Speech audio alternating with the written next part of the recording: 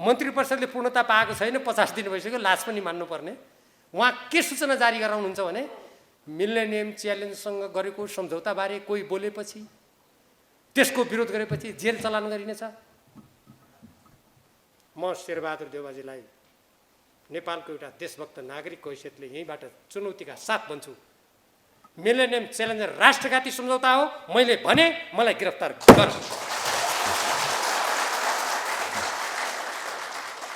गृह मन्त्रालय आऊ, को छ यहाँ, मलाई पक्रेर लग।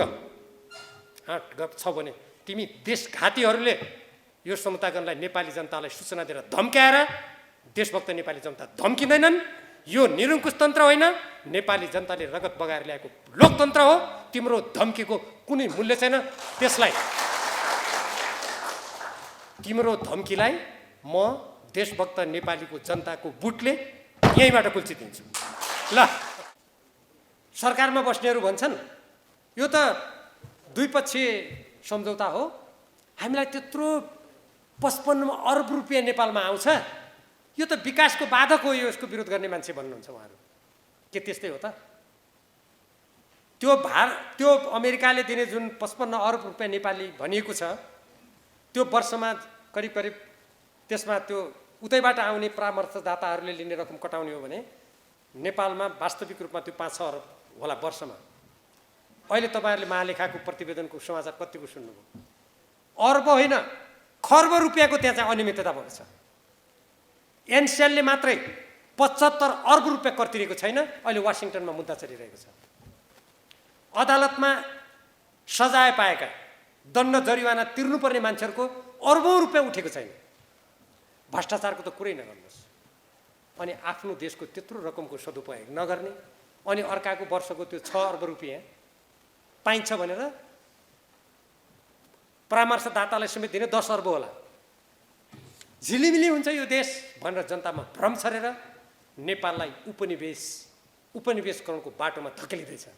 यदि तपाईँहरू देशभक्त नेपाली हो भने म कमरेडहरूलाई यहीँबाट आह्वान गर्न चाहन्छु, नेपाललाई पराधीन उपनिवेश बनाउन पाइँदैन भनेर आफ्नो ठाउँबाट आवाज उठाउनुहोस्, नत्र एउटा बिहानीमा हामी अर्काको नियन्त्रणमा गइसक्नेछौँ। जसरी बेलायतीहरूले भारतमा इस्ट इन्डिया कम्पनी खोल्यो, त्यो इस्ट इन्डिया कम्पनीभन्दा खतरनाक छ यो सुन्दै। कसरी भन्नु होला?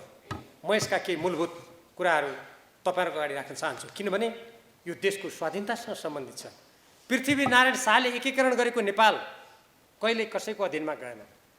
हाम्रा पुर्खाहरूले कतिपय युद्ध मोर्चाहरू हारे, तर तपाईँ अमरगढीको किल्ला हेर्नुहोस्, सिन्धुली गढीको किल्लाहरू हेर्नुहोस्, त्यहाँ त्यति बेला अङ्ग्रेजका अत्याधुनिक हात हतियारसँग नेपालमा बनेका हात हतियार लिएर लडे। यो नेपाल बचाएर आज हामी नेपाली छौँ। त्यो बेलाका मान्छेले नेपाल बचाए। आज तपाईँ हामी स्नातकोत्तर गरेका, विद्यावारिधि गरेका, संसार बुझेका, हात हातमा मोबाइल लिएर छिनछिनमा संसारको जानकारी गर्ने मान्छे यो देश पराधीन हुन लाग्दाखेरि पनि हामी चुप लाग्यौँ भने हाम्रो स्वतन्त्रता कसले जोगाउँछ? त्यो बेला पुल थिएनन्, मोटर हिँड्ने बाटो थिएनन्, अनि काठमाडौँलाई त्यति बेला नेपाल भनिन्थ्यो गाउँहरूको बोलचालको भाषामा। त्यो काठमाडौँबाट काँगडासम्म कसरी ती सेनाहरू गयो होला? कसरी अमरगढीको किल्ला बन्यो होला? कल्पना गर्नुहुन्छ? कतिले हेर्नु भएको छ अमरगढीको किल्लाका ढुङ्गाहरू? त्यो बेला त्यो गरे। अनि आज हामी यदि चुप लाग्यौँ भने देशको अस्मिता खतरामा पर्न सक्छ। अब हेर्नुहोस्, यो 2019 सेप्टेम्बरमा यो सम्झौता भयो। त्यो बेला अनि अहिले 2019मा त यो कार्यान्वयन सम्झौता भयो, कार्यान्वयन सम्झौता भयो। यो सम्झौताको म तपाईँलाई छोटकरीमा भन्न चाहन्छु। अहिलेका नेपाली काङ्ग्रेसका जो मन्त्री हुनुहुन्छ ज्ञानेन्द्र बहादुर कार्की, उहाँ त्यति बेला अर्थमन्त्री हुनुहुन्थ्यो, उहाँले गएर सही गरेको हो। त्यो सही गर्दा कसरी गर्नुभयो? हाम्रो देशको मन्त्री, उहाँको त्यो एमसिसीको कामु उपाध्यक्ष मिल्यो। कूटनीतिक प्रोटोकल त्यो त मिलेन। अब हेर्नुहोस्, यो जुन सम्झौता छ यसको रकम के कति आदि इत्यादितिर म अहिले जान चाहन्न। यो सेप्टेम्बर 14, 2017 नेपाली काङ्ग्रेसका अर्थमन्त्री ज्ञानेन्द्र कार्की र एमसिसीका कामु प्रमुख कार्यकारी अधिकृत जोनाथन जी नासद्वारा वाशिङटनमा यो सम्झौतामा हस्ताक्षर भयो। यो मूल सम्झौता हो। यो सम्झौतापछि 8-9वटा सम्झौता त मैले पढिसकेँ, गोप्य सम्झौता छन्। 1-2टा सम्झौता त त्यहाँ मैले जुन थाहा पाएका थियौँ हामीले झलनाथ खनालजीको संयोजकत्वमा तत्कालीन नेकपा छँदाखेरि दोस्रो केन्द्रीय कमिटीको बैठकबाट कार्यदल बनेको थियो, त्यसको म सदस्य थिएँ। प्रदीप ग्याली अर्को सदस्य हुनुहुन्थ्यो। हामीले ती सम्झौताका सम्पूर्ण कुरा माग्दा 6-7वटा सम्झौता त हामीले पढ्यौँ, अझ 1-2टा सम्झौता अझै प्राप्त भएन। संसदमा त एउटा सम्झौता मात्रै आएको छ। कार्यान्वयन सम्झौता त यति खतरनाक छ, झन् संसदबाट सम्झौता अनुमोदन नै भएको छैन, कार्यान्वयन सम्झौता गरेर उहाँ नुवाकोटमा जग्गा अधिग्रहण। योभन्दा एउटा देशको स्वाधीनतामाथिको हमला के हुन सक्छ? सम्झौता अनुमोदन नै नभए कार्यान्वयन हुन्छ? तर त्यो गरियो। त्यसको कार्यालय मिलेनियम च्यालेन्ज कम्प्याक्ट के अरे अकाउन्ट भन्ने एउटा कार्यालय छ खोलेको। नेपालको कार्यालय त्यसको सचिव त अर्थ सचिव हुन्छ नि, त्यसको प्रमुख त भन्ने भनाइ गरिएको छ। तर त्यसको कार्यालय कहाँ छ? एकेन्डीमा 5 तारे होटलमा। नेपाल सरकारका कार्यालय नेपाल सरकारका घरमा हुन्छन् कि 5 तारे होटलमा हुन्छ? नेपाली जनताको राजस्व खर्च गरेर त्यो काम गरिँदैछ र रेडियोबाट टेलिभिजनबाट एमसिसीको बारेमा विज्ञापन गरिँदैछ नेपाली जनताको राजस्व खर्च गरेर। कुनै देशले दिने अनुदान सहयोगको बारेमा अर्को देशले झ्याली पिटेर यसरी विज्ञापन गर्छ कहीँ दुनियाँमा? सुन्नु भएको छ? योभन्दा राष्ट्रको अपमान के हुन सक्छ? भर्खरै एउटा टेलिभिजनबाट पनि बजाएको रहेछ, धेरैले विरोध गरेपछि त्यो बन्द भयो, तर रेडियोबाट बजाउने काम जारी छ। यो सम्झौता असमान छ, सार्वभौमिक समानताको सिद्धान्त अनुरूप छैन। यसका कतिपय प्रावधानहरूले नेपालको आत्मनिर्णयको अधिकार र स्वाधीनतामाथि हमला गर्छ। प्रस्तावना धारा 3, धारा 3(2) को 6, धारा 5 को 5(1), 5(2), धारा 6 ग, 6(3) ख, यी सम्पूर्ण सम्झौताको अनुसूची 1, त्यसपछि गएर यसको अनुसूची सम्झौताको धारा 1 हो। यसका विभिन्न दफाहरूमा नेपालको स्वाधीनता र स्वतन्त्रतामाथि आँच पुर्याउने कुराहरू छन्। आयोजनाको अवधि त 5 वर्ष हो नि भनेर हल्ला गरिएको छ, तर सम्झौताको धारा 5.5, दफाहरू 2.7, 2.8, 3.2, 6, 3.7, 3.8, 5.2, 5.3, 5.4 र 6.4 मा सम्झौता असीमित समयसम्म नेपालमा हुन्छ र जुन ठाउँमा त्यो प्रसारण लाइन बन्छ त्यसले चर्चेको जुन जग्गा हुन्छ त्यसमाथि अमेरिकी मिलेनियम च्यालेन्ज कर्पोरेसनको स्वामित्व हुन्छ, उसको अधीनमा हुन्छ। नेपाल सरकारले त्यो प्रसारण लाइनमा कुनै मर्मत गर्नु पर्यो भने गर्न सक्दैन, एमसिसीको अनुमति लिनुपर्छ। किन? नेपालको भूमि विदेशीहरूको कब्जामा। 1950 को सन्धि असमान थियो, तर 1950 को सन्धि अन्तर्गत पनि नेपालको भूमिलाई भारतले कब्जामा लिने प्रावधान छैन थियो। यो एमसिसीसँगको सम्झौतामा छ। अनि अर्को कुरा, सम्झौता नेपालको कानुनभन्दा माथि रहन्छ र अमेरिकाको वर्तमान र भविष्यमा बन्ने कानुन बन्नुपर्छ, कानुन मान्नुपर्छ नेपालले। अचम्मको कुरा, अहिले अमेरिकामा जुन कानुन छ त्यो पनि नेपालले मान्नुपर्छ। अमेरिकाले कुनै भविष्यमा कानुन बनाए त्यो पनि मान्नुपर्छ। कस्तो लाग्यो तपाईँहरूलाई? अमेरिकाले भविष्यमा नेपाल भन्ने देशमा सेना राख्नुपर्छ भन्ने कानुन बनायो भने त्यो नेपालले मान्नुपर्छ। यो सम्झौताको प्रावधान त्यस्तो छ। अनि नेपालको स्वतन्त्रता रहन्छ। अनि के को लागि यो सम्झौतामा यत्रो टाउको फोडेर सरकारमा बस्ने मान्छेहरू लागिरहेका छन्? अनि अमेरिकाको उपाध्यक्षलाई नेपालमा अहिले अस्थिर राजनीति भएको बेलामा, जसरी अस्थिर राजनीति भएको बेलामा यो सम्झौता अगाडि बढाइयो, आज अस्थिर राजनीति भएको बेलामा अब यसलाई अनुमोदन गर्ने षड्यन्त्र हुँदैछ। देशभक्त नेपालीहरूले सजग हो।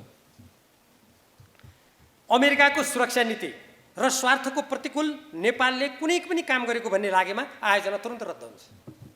अमेरिकाको सुरक्षा स्वार्थ भनेको के? आज अफगानिस्तानमा के घटना घट्यो देखिरहनु भएको छ। भोलि मान्नुहोस् कुनै यहाँ वरिपरिका देशहरूसँग अमेरिकाको कुनै लडाइँ झगडा भयो भने म अमेरिकाको सुरक्षाको लागि नेपाल सरकारले यो गर्नु पर्यो भने नेपाल सरकारले गर्नै पर्छ। अनि नेपालको स्वतन्त्र राजनीति कहाँ जान्छ त्यति बेला? हाम्रो नेपालको संविधानमा हामीले लेखेका छौँ, हामी संयुक्त राष्ट्रसङ्घको बडापत्र, असंलग्नताका सिद्धान्त र पञ्चशीलका सिद्धान्त अनुसार हामी स्वतन्त्र परराष्ट्र नीति अपनाउने छौँ भनेर हामीले लेखेका छौँ। अनि अमेरिकाको सुरक्षा नीति र स्वार्थ अनुसार धारा 5 को दफा 5.14 र कम्प्याक्टको धारा 2 र दफा 2 र 7 मा यो कुरा उल्लेख छ। कतिपय मान्छे भन्छन् कहाँ लेखेको छ? म भन्छु महोदय यो पढ, नेपाली जनतालाई नछक्याउ। म यहीँबाट चुनौती दिन्छु। म यी दफा र धाराहरू ती कथित यसमा कहाँ छ भन्नेहरूसँग म यहीँबाट चुनौती दिन्छु, म देखाइदिन्छु। एउटा। अर्को, आयोजनाको छनौट नेपालले गरेको हो नि भन्छन्। होइन, एमसिसीको निर्देशनमा आयोजनाको छनौटको अध्ययन एमसिसीकै नेतृत्वमा भएको थियो। कार्ययोजना यसरी ल्याइयो, हाम्रो नेपालको प्रसारण लाइन जसरी पूर्व मेचीदेखि पश्चिम महाकालीसम्मको जुन राजमार्ग छ त्यस्तै गरी प्रसारण लाइन लाने भनेकोमा त्यसलाई बदलेर सिन्धुपाल्चोक जिल्ला प्रसारण लाइनमा छैन, तर मिलेनियम च्यालेन्ज कर्पोरेसन अन्तर्गत सिन्धुपाल्चोक जिल्ला पनि हालेको छ। किन? सिन्धुपाल्चोक जिल्ला चीनसँग जोडिएको छ। यो भनेपछि यसको अर्थ तपाईँहरूले बुझ्नुभयो होला। अनि नेपालले एमसिसीलाई चित्त बुझ्ने गरी र भारतको सहमति लिएर योजनाको छनौट गर्नुपर्छ। यो सम्झौताको अनुसूची 5 क र कार्यान्वयन सम्झौताको अनुसूची 2 खण्ड B मा लेखिएको छ। अब म तपाईँहरू सबै पढे लेखेको व्यक्ति हुनुहुन्छ, यो सम्झौता अमेरिकासँग गरेको कि भारतसँग गरेको? दुई कुनै एउटा देशसँग गरेको सम्झौताले पैसा यदि दिएर यहाँ यो विकास सम्झौता मात्रै हो भने अनि भारतको अनुमति लिनुपर्ने किन? के हो यो? यसले के देखाउँछ भने नेपाल भन्ने देश स्वतन्त्र होइन भन्ने अर्थ लाग्छ यसबाट। अनि भारत र अमेरिकाले मिलेर नेपालमा दाइँ गर्ने कुराको अर्थ लाग्छ। के देशभक्त नेपाली यसको लागि तयार हुन्छन्? के हाम्रो राष्ट्र कसै देशको उपग्रह हो? होइन।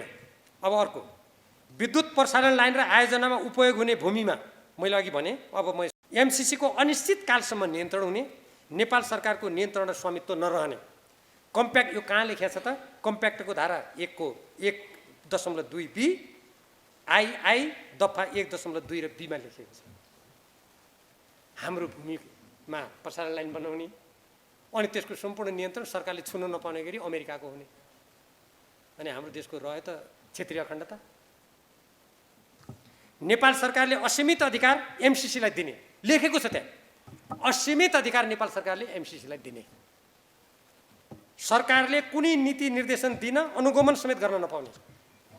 मिलेनियम च्यालेन्ज अकाउन्टलाई कार्यालयलाई कुनै पनि दिन पाउँदैन। नेपालको कानुनमा त्यसो गर्न पाउने व्यवस्था छैन। नेपाल सरकारले आफ्नो अधिकार सम्पूर्ण रूपमा एउटा कुनै कम्पनी र आफूले खोलेको कार्यालयलाई दिने भन्ने दिनु पाउने व्यवस्था नेपालको कानुनमा छैन। सिधै नेपालको कानुन मिचिएको छ। एमसिए भनेको मिलेनियम च्यालेन्ज अकाउन्ट, जसको कार्यालय 5 तारे होटलमा छ। एमसिसी अमेरिकाको नियन्त्रण र निर्देशनमा चल्ने भन्ने बेलामा जनतालाई छक्याउनको लागि के भनेको छ भने हाम्रै सचिव त हो नि त्यसको प्रमुख, अनि सचिवले कसरी सरकारको कुरा मान्दैन? तपाईँलाई पनि लाग्ला हो त नि।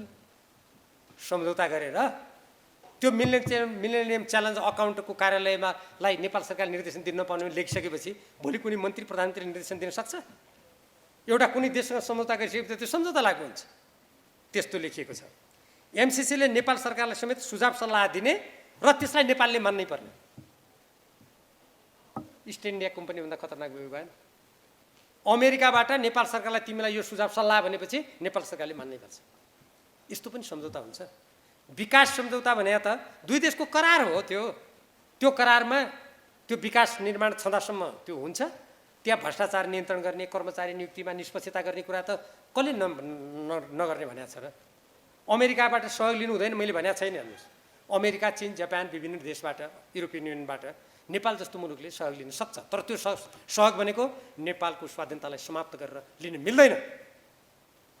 कोही मान्छे भन्छन् यत्रो पैसा आछ किन नलिने? मैले भन्ने गरेको छु, त्यसो भए कसैले म तिमीलाई सुनको सिंहासनमा राखिदिन्छु, तिम्रो आमाको चिरहरण गरेको तिमी हेर भनेपछि त्यो गर्न सकिन्छ? आफ्नै मातृभूमिको चिरहरण सुनको कुर्सीमा बसेर हेर्न सक्छ कसै? त्यही हुन्छ एउटा सार्वभौम देशले गर्ने कुरा भनेर मैले त्यसको जवाब दिने गरेको छु।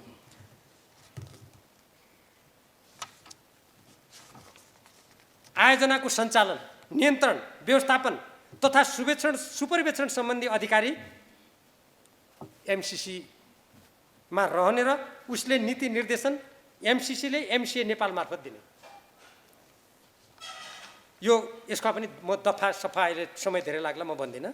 एमसीसीले जुनसुकै बेला पनि सम्झौता रद्द गर्न सक्ने तर कुनै दायित्व नलिने। नेपालले 30 दिनको सूचना दिएर सम्झौता रद्द गर्न सक्ने तर धेरै दायित्व बोक्नुपर्ने र नेपालले पनि 13 अर्ब रुपियाँ त्यहाँ दिनुपर्छ। नेपालले 13 अर्ब रुपियाँ दिनुपर्छ तर नेपाल सरकारको साइनबोर्ड रहँदैन आयोजना स्थलमा। त्यहाँ सबै त्यो लोगो एमसीसीको रहन्छ।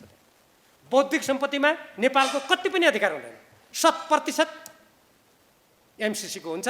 अनि जुन 13 अर्ब रुपियाँ त्यहाँ दिएको छ नेपालले त्यो अनुदान दिने अरे त्यो एमसीसीलाई। यदि योजना असफल भयो भने त्यो पैसा फिर्ता आउँछ कि आउँदैन यहाँ कहीँ पनि लेखेको छैन। नेपालको 13 करोड डलर जो मैले 13 अरब भने आयोजनाका लागि अनुदानको रूपमा दिनुपर्ने तर बौद्धिक सम्पत्तिमा एमसीसीको असीमित र एकलौटे अधिकार हुने र जुन ब्याङ्कमा राखेको पैसाको ब्याज हुन्छ नि त्यो ब्याज उतै अमेरिका जाने। यसबाट के प्रश्न हुन्छ भन्दाखेरि यो योजना नेपालको हुँदै होइन भन्ने कुरा प्रश्न हुन्छ। आयोजनामा नेपाल सरकारले कुनै निकायलाई संलग्न गराउनु परेमा एमसीसीको अनुमति लिनुपर्ने, कुनै मन्त्रालयले त्यो त्यहाँ निरीक्षण गर्न नपाउने। आयोजनाको सञ्चालनमा रहने नागरिक समाज गैर सरकारी संस्थाका प्रतिनिधिहरूको छनौट नेपाल सरकारले गर्न नपाउने, एमसीसीले तोकेको प्रक्रियाबाट हुने। सम्झौतामा कुनै संशोधन गर्नुपर्ने भए नेपालको संसद तथा कुनै पनि प्रशासन प्रक्रियामा लैजानु नपर्ने। कति खतरनाक! एकचोटि यो सम्झौता गरिसकेपछि यसका गोप्य सम्झौता त कसैले पढेकै छैन, संसदमा ल्याएको पनि छैन। यो सम्झौता एकचोटि गरिसकेपछि यसका जुनसुकै दफा पनि संशोधन गर्नुपर्ने भने नेपाल सरकारलाई सोध्नु पनि नपर्ने, संसदमा ल्याउनु पनि नपर्ने, जे लेखे पनि हुने। कहाँ जान्छ देश? एमसीए नेपालले एमसीसीको स्वीकृतिमा बैठक नै नगरी उसले काम गर्न सक्ने, एमसीसीले चाहेको जुनसुकै कुरा सम्झौतामा सहजै रहन सक्ने र त्यसबारे नेपाल सरकार र जनताले जानकारी कुनै पनि जानकारी नपाउने स्थिति हुने। यो सम्झौताको धारा 6 ग कार्यान्वयन सम्झौताको धारा 4 दफा 5.4 मा उल्लेख छ। सम्झौता अनुमोदनका लागि प्रतिनिधि सभामा विचाराधीन रहेको अवस्थामा सम्झौताको एउटा प्रावधानमा रहेको ऊर्जा मन्त्रालयको नाम समेत हटाउने गरी संशोधन गर्न अर्थ मन्त्रालय एमसीसीका बीच पत्राचार भई अर्थमन्त्रीले प्रतिनिधि सभाको विशेषाधिकारको हनन पहिल्यै गरिसक्यो। सम्झौतामा अनुमोदन भएकै छैन, अर्थ मन्त्रालयले पहिले यो दफा संशोधन भयो भने अमेरिकालाई पत्राचार गरिसक्यो। योभन्दा मनपरी, योभन्दा राष्ट्रप्रतिको बेमानी के हुन सक्छ? अब यहाँ हल्ला गरेको छ नि अनुमोदन गर्दा साथ यो लागू हुन्छ भनेको छ नि, होइन। नेपाल सरकारले सबै आन्तरिक शर्तहरू पुरा गरेको पत्र एमसीसीलाई पठाएपछि यो लागू गर्ने नगर्ने सर्वाधिकार एमसीसीलाई छ। नेपालको संसदबाट अनुमोदन हुने कुरा एकातिर लेखिया छ लागू हुने भनेर, अर्को त त्यसभन्दा माथि एमसीसीको स्वीकृति पत्रलाई राखिया छ। यसबाट के छ भने नेपालको एउटा सार्वभौमसत्ता सम्पन्न संसदको समेत अपमान हुने प्रावधान कम्प्याक्टको धारा 7 दफा 7.3 मा छ। विद्युत उत्पादन वितरण महसुल निर्धारण एउटा स्वतन्त्र निकाय र कम्पनीको जिम्मा लगाउने प्रावधान राखिएको छ। त्यस्तो कम्पनी स्वदेशी हो कि विदेशी हो कि अमेरिकी हो कि कस्तो हो त्यहाँ केही लेखेको छैन। विद्युत प्रसारण लाइनको सञ्चालन कसले गर्ने त्यो पनि लेखेको छैन। र विस्तृत परियोजना प्रतिवेदन देऊ न हामीलाई भन्दाखेरि हामीलाई दिइएन। यसको अर्थ के हो भने कम्पनी एमसीसीले मन परी खडा गर्ने, उसले मन परी विद्युत महसुल लाद्ने हामीमाथि फाइदाको लागि जे मन लाग्छ त्यही गर्ने त्यो स्थिति छ। अनि डलरको खेती गर्ने कोही कोही भन्छन्, यसबाट त हाम्रो काया पलट हुन्छ। आयोजना सम्झौताको बारेमा कुनै स्पष्ट कुरा खुलाइएको छैन। साझेदार बाहिरबाट ल्याउने भनेको छ, त्यो साझेदार को हो त्यो पनि छैन। एमसीसीको कारण कुनै क्षतिपूर्ति दिनुपर्ने अवस्था आएमा नेपाल सरकारले तिर्नुपर्ने, उसले काम बिगार्यो भने नेपाल सरकारले क्षतिपूर्ति दिनुपर्ने र त्यहाँका कर्मचारीलाई नेपालको कानुन नलाग्ने। अनि त्यहाँ कुन देशको मान्छे काम गर्न आएको छ त्यसको पासपोर्ट र नागरिकता पनि नेपाल सरकारले हेर्न नपाउने। आयोजनाका कर्मचारी एमसीए नेपालले नियुक्त गर्ने, एमसीए नेपाललाई निर्देशन एमसीसीले दिने। ठेक्का पट्टा कार्यान्वयन निर्देशिका हेरफेर आदेश नियावली आदि सम्पूर्ण कुरा एमसीसीको पूर्व स्वीकृति बिना केही पनि गर्न नपाउने नेपाल सरकारले। अनि नेपाल एमसीए नेपालको बोर्ड, त्यहाँ बोर्ड हुन्छ, त्यो बोर्ड नेपाल सरकारबाट स्वतन्त्र हुने, त्यसलाई पनि एमसीसीले चलाउने अमेरिकाबाट। आयोजनाका लागि आवश्यक सामग्री ठेक्कापट्टा गर्ने काम सम्पूर्ण रूपमा अमेरिकी कानुन अनुसार हुने। नेपालमा विकास गर्ने, ठेक्कापट्टा लाउने, यहाँ हल्ला गर्छन्, नेपाली जनताले यति फाइदा पाउँछ, सबै त अमेरिकी कानुन अनुसार हुन्छ। यो अब यसका उदाहरण दिनुहुन्छ भने एमसीसीसँग समझौता गर्ने पहिलो देश मडागास्कर थियो। मडागास्करमा त्यहाँको भूमि कब्जा गर्न सैनिक विद्रोह भएर त्यो असफल भयो। श्रीलङ्काले यहाँ दक्षिण एसियामा श्रीलङ्काले समझौता गरेको थियो, नयाँ सरकार आएपछि त्यसलाई भङ्ग गरिदियो। बङ्गलादेशले त्यसलाई अस्वीकार गरिदियो, लिन्न भन्दियो। अब यो दुई देश बीचको जुन सम्झौता छ, यो दुई देशको विकास सम्झौता चीनले पनि अरबौं रुपियाँ दिएको छ, जापानले दिएको छ, अरू देशले दिएको छ। संसदमा सम्झौता पारित भएको छ। कहिले विकास सम्झौता त एउटा आयोजनाको लागि हुन्छ, सिद्धिन्छ। यसरी यो अर्को एउटा यसको खतरनाक कुरा छ, फेरि अत्यन्तै खतरनाक। त्यो के हो भने अमेरिकाको हिन्द प्रशान्त रणनीति, इन्डो पेसिफिक स्ट्राटेजी भन्ने छ। त्यसको सन् 1986 मा अमेरिकी रक्षा मन्त्रालयको पुनर्संरचना सम्बन्धी ऐनमा त्यसको व्यवस्था भएको थियो। नोभेम्बर 2019 मा प्रकाशित स्वतन्त्र र खुला हिन्द प्रशान्त भन्ने दस्तावेजमा त्यसको चर्चा छ। डिसेम्बर 2017 को राष्ट्रिय सुरक्षा रणनीति अमेरिकी रणनीतिको पृष्ठ 39 मा एमसीसी अमेरिकाको इन्डो पेसिफिक स्ट्राटेजीको अङ्ग हो भन्ने कुरा त्यहाँ लेखेको छ। जुन 2019 को हिन्द प्रशान्त रणनीति त्यसको पृष्ठ 38 देखि पृष्ठ 45 सम्म विस्तृत रूपमा चर्चा गरिएको छ।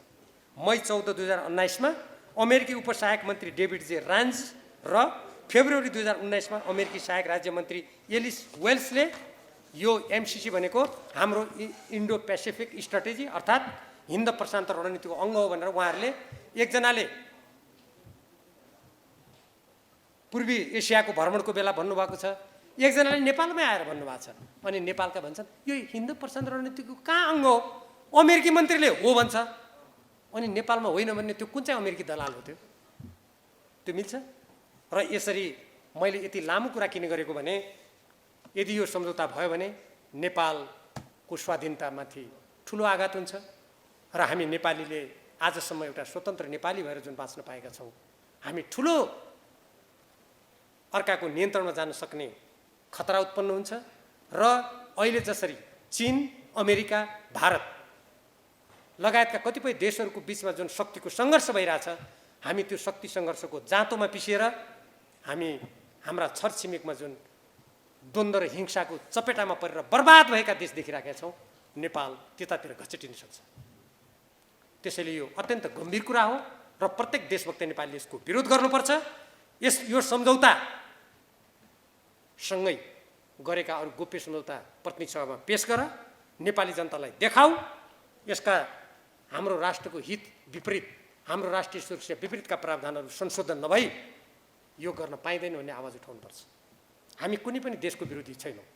भारतले मेरो महान भारत बनाउँछु भन्ने त्यहाँको प्रधानमन्त्रीलाई छुट छ, चीनका राष्ट्रपतिलाई मेरो महान चीन बनाउँछु भन्ने छुट छ, अमेरिकालाई अमेरिका पहिलो, अमेरिका फर्स्ट भन्ने त्यहाँका राष्ट्रपतिलाई छुट छ। अनि हामी नेपाली जनता हामी स्वतन्त्र रूपमा बाँच्न पाऊँ भन्ने छुट हामीलाई हुँदैन। हामीले त्यसोभन्दा अमेरिकाको विरोध गरेको, भारत विरोध गरेको भन्ने कदापि पनि हुँदैन।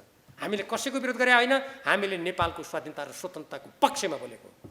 हामीले त्यसरी बुझ्नुपर्छ। अब नागरिकताको कुरा त्यस्तै छ। हेर्नुहोस्, हामीले नागरिकता ल्यायौँ, त्यो पारित भएको छैन अहिलेसम्म।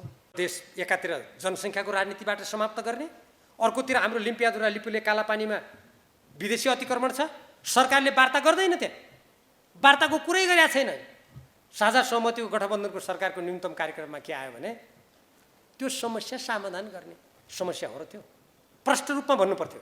हाम्रो जमिनमाथि जुन अतिक्रमण भएको छ हामी भारतसँग वार्ता गर्छौँ भन्नु पर्थ्यो। अहिलेसम्म खोइ वार्ताको चालचुल छैन। चीनसँगको सिमानामा टोली बनाएर चीनले पनि यदि कुनै सिमानामा कहीँ त्यस्तो अतिक्रमण गरेको छ भने त्यो पनि हाम्रो लागि सही हुँदैन। हामी कुनै एउटा देशले अतिक्रमण गर्दा अतिक्रमण भयो भन्ने, अर्कोले गर्दा भएन भन्ने त्यो भनाइ होइन। तर जहाँ प्रमाणित भएको छ संसदले हाम्रो यो भूमि अतिक्रमण गर्यो भनेर नक्सा, यहाँ हेर्नुहोस् नेपालको नक्सा यहीँ छ, त्यहाँ त्यो त्यति भूभाग लिम्पियादुरा लिपुरे कालापानी भारतीय अतिक्रमण परेको भनेर वार्ता पनि नगर्ने, त्यहाँ धमाधम भारतले अहिले पनि बाटो बनाइराखेको छ, रोक नभन्ने। अनि चीनसँगको कुरामा चाहिँ जहाँ 1960 र त्यसपछि त्यहाँ छलफल हुँदाखेरि जुनको सिमानाका सारा विवाद टुङ्ग्याएको छ तत्सम्बन्धमा त्यहाँ यदि सिमाना मिचेको छ भने चीनसँग पनि वार्ता गर्नुपर्छ यदि त्यस्तो छ भने। तर त्यो नेपाल सरकारको नापी विभागले गर्नु पर्यो, परराष्ट्र मन्त्रालयले त्यो वार्ता गर्नु पर्यो। अहिले परराष्ट्र मन्त्रालयको जिम्मा पनि शेरबहादुर देउबाजीले जिम्मा लिनुभएको छ, उहाँले भन्नु पर्यो। अनि यो नेपालको आन्तरिक समस्या जस्तो छानबिन गर्ने। यो भनेको के हो भने एकातिरको समस्या ढाकछोप गर्नलाई अर्कोतिर ध्यान मोड्न खोजे जस्तो देखिन्छ। यदि चीनले त्यो गरेको छ भने भन्नुहोस् न त शेरबहादुर प्रधानमन्त्रीजीले, नापी विभागको मान्छेलाई पठाउनुहोस्, सबैले हेर्नुहोस् चीनले पनि यहीँ अतिक्रमण गरेको छ भन्नुहोस्, चीनसँग वार्ता गर्नुहोस् न त। त्यसो भए कसले हामीले रोकेका छौँ र? उहाँको काम होइन त्यो। तर देशलाई यसरी अलमल्लमा पारेर यस्तो गर्न मिल्दैन। त कमरेडहरू, मैले अलिकति यो एमसिसीको बारेमा पनि भन्नै पर्ने भएर यति कुरा गरेँ। अब यसबाहेक तपाईँहरूका केही मनमा साह्रै नै खुल्दुली लागेका, अब सामान्यतया अब यति धेरै सहभागी हुनुहुन्छ, यो प्रश्नोत्तर गरेर त्यति सम्भव पनि हुँदैन। तर कुनै कुरा साह्रै नभनी नहुने, नसोधी नहुने र अहिले त्यसको प्रश्न जवाब माधव नेपाल किन जानुभयो भन्ने कुरा तपाईँले धेरै थाहा पनि पाइसक्नु भएको छ। अब त्यहाँ मैले अघि त्यो अध्यक्षको प्रसङ्ग पनि ल्याइसकेँ, तपाईँले कुरा बुझिसक्नुभयो होला। र त्यसको साथसाथै हामीलाई कुनै जानकारी नभएर अघि जुन कुरा यहाँ प्रश्न उठेको छ, हामीले संस्थागत निर्णय गर्दा गर्दै पनि त्यसको उल्लङ्घन गरेर उहाँ जसरी जानुभयो, यसबाट के देखिन्छ भने यसमा अलिकति धेरै आफ्ना निजात्मक कुराहरूले बढी प्रश्रय पाएको देखिन्छ। त्यसै अब जब मान्छेले राष्ट्रको हित, जनताको हित, पार्टीको हितलाई सर्वोपरि राख्नुभन्दा आफ्ना निजी कुरालाई अगाडि राख्छ, त्यति बेला हुने परिणाम यस्तै हो। त्यसकारण यसमा अरू यसका सैद्धान्तिक कुराहरूमा त 9 राष्ट्रिय महाधिवेशनबाट पारित जुन हाम्रो राजनीतिक प्रतिवेदन छ, जुन हाम्रो जनताको बहुदलीय जनमत छ, त्यसको सट्टा अर्को कुनै प्रस्ताव त कसैले ल्याएको हामीले देखेका छैनौँ। त्यसैले मैले यति भन्ने पुग्छ। अब अर्को कुरा जुन उहाँले माधव कुमार नेपालजीले पक्षपात भएको कुरा धेरै उठाएर अनि त्यसबाट चाहिँ विचलित भएर जानुभएको कि भन्ने प्रसङ्गको जुन कुरा गर्नुभयो, पार्टीमा कुनै एउटा पद पाइन भनेर पार्टी फुटाउने कुरा आउँछ र? त्यो त कुनै बेला कसैले अवसर पायो, कुनै बेला कसैले अवसर पाउन सकेन भने त्यहीँभित्र आवाज उठाउने कुरा हो। त्यो भन्दै मान्दैन भनेपछि सार्वजनिक रूपमा पनि उठाइन्छ त्यो कुरा, किनभने जनता सार्वभौम। तर अब यो अवसर पाएन भनेर अनि त्यो पार्टी नै फुटाउने, अब यस्तो कुरा त यस्तो गर्ने भने कुनै पनि पार्टी चल्दैन। किनभने सबका सब मान्छेलाई एकैचोटि अवसर त कहाँबाट पाइन्छ त? प्रधानमन्त्री हुने चाहना धेरैले राखेको छ भने जम्मा जम्मी एउटा पद हुन्छ, अध्यक्ष हुने चाहना राखेको छ भने जम्मा जम्मी एउटा होला, अब उपाध्यक्ष हुनु खोजेको छ भने जम्मा हाम्रा 5 उपाध्यक्ष हुन्, अरू त जम्मै पार्टी फुटाएर जानु पर्यो। त्यसो भए भने यो कुनै मार्क्सवादी लोकतान्त्रिक र जिम्मेवार धारणा हुँदैन। यो अवसर नपाउँदैमा पार्टी फुटाउने भन्ने माग गर्न सकिन्छ, अन्याय भयो भने विरोध गर्न सकिन्छ, आवाज उठाउन सकिन्छ, तर पार्टी फुटाउने भन्ने कुरा यो मिल्दैन। अब विचार समूहको निर्णय किन मानेन भन्नु मैले अघि नै भनिसकेँ। हामीले थाई कमिटी र केन्द्रीय कमिटीबाट निर्णय गऱ्यौँ पार्टीले एकताबद्ध पार्ने भनेर, हो त्यो उल्लङ्घन गरेर जानुभयो र त आपत्ति गरेको छु त मैले त्यो कुरा। अब यसमा जोडिहालौँ एउटा, यो कसले एकजना, म नाम पनि लिन चाहन्न, त्यो उहाँले आफै भनिसक्नुभयो, होइन यो पार्टी फुटाउने मसौदा गर्ने, विधान बनाउने भीम रावल थियो भनेर मैले पनि टेलिभिजनमा सुनेँ। यो सरासर गलत कुरा हो। किनभने जब पार्टी एकता गर्ने भनेर माधव कुमार नेपालजी र पार्टी अध्यक्ष केपी शर्मा ओलीजीको बिचमा 4 घण्टा वार्ता भयो, त्यसपछि त मैले विभाजनका कुनै पनि कुरा बन्द गर्नुपर्छ भन्ने मान्छे हुँ। एकता गर्दा एकता हुने भयो, सङ्घर्षको कुरा गर्दा मात्रै सङ्घर्ष हुन्छ त। अहिले आयौँ भन्नु यहाँ बसेर कुराकानी गरिरहेको छौँ, यहाँ लडाइँ हुन्छ त? यत्तिकै लड्छौँ त? अब कुनै विपक्षीले आएर यहाँ आक्रमण गर्यो भने त्यति बेला त्यो सङ्घर्ष गर्ने प्रक्रियामा हामीले जानुपर्ने हुन्छ।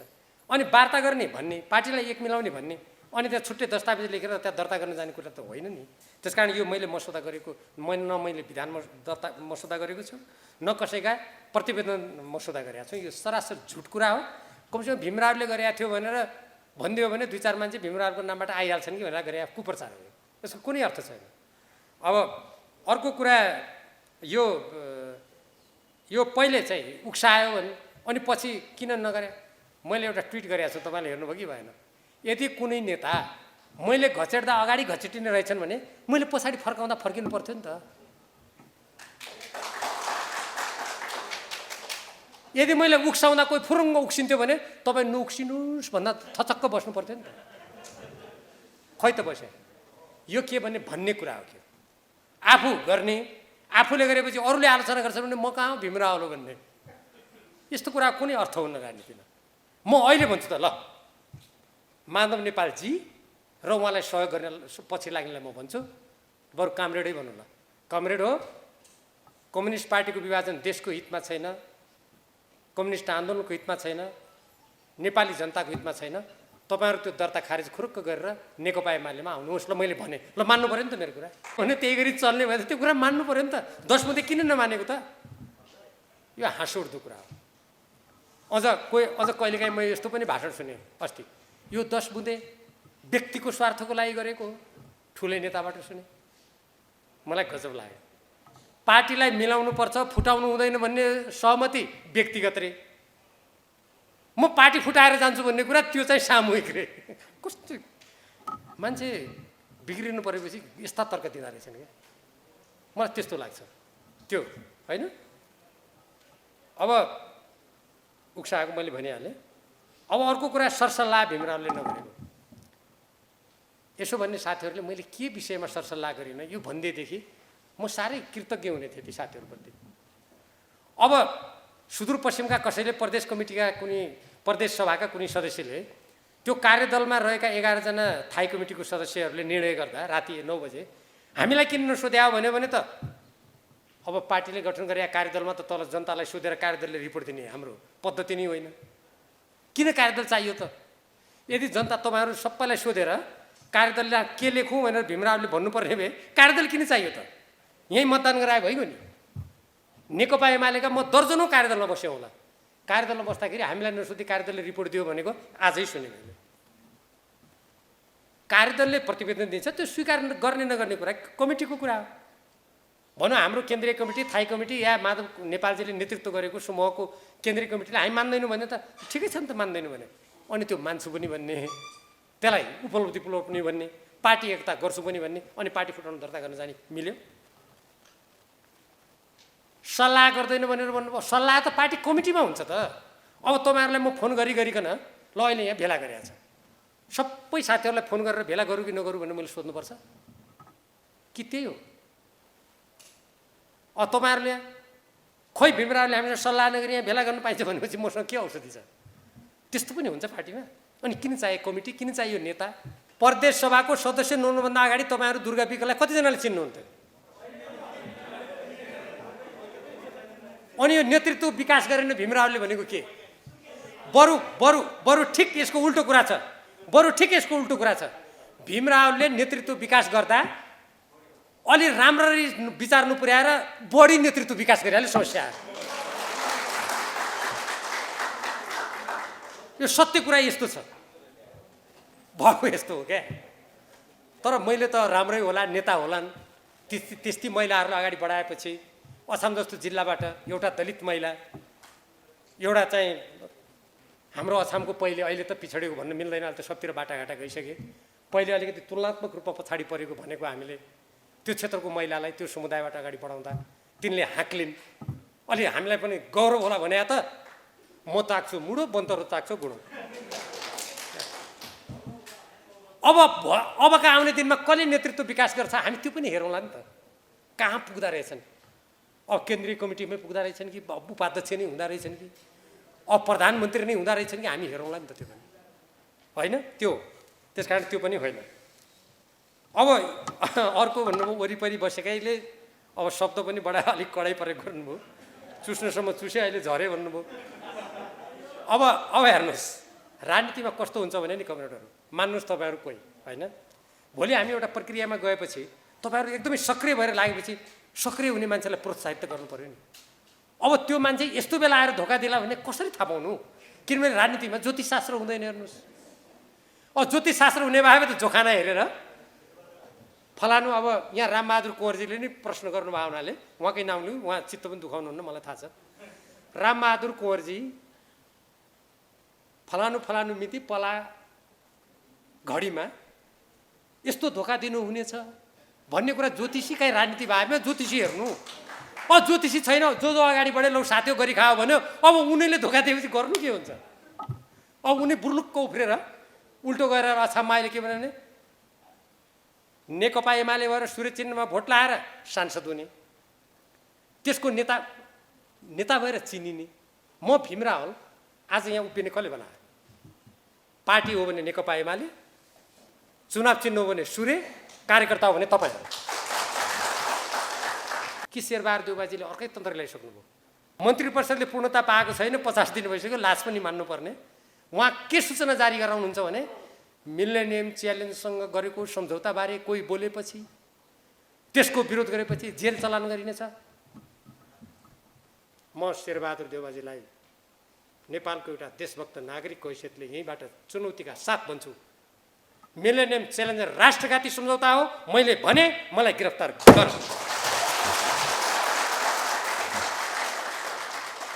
गृह मन्त्रालय आऊ, को छ यहाँ, मलाई पक्रेर लग। गफ छ भने तिमी देशघातीहरूले यो समतागणलाई नेपाली जनतालाई सूचना दिएर धम्क्याएर देशभक्त नेपाली जनता धम्किँदैनन्। यो निरङ्कुश तन्त्र होइन, नेपाली जनताले रगत बगाएर ल्याएको लोकतन्त्र हो। तिम्रो धम्कीको कुनै मूल्य छैन। त्यसलाई, तिम्रो धम्कीलाई म देशभक्त नेपालीको जनताको बुटले यहीँबाट कुल्चिदिन्छु। ल, मैले यति भने, धन्यवाद।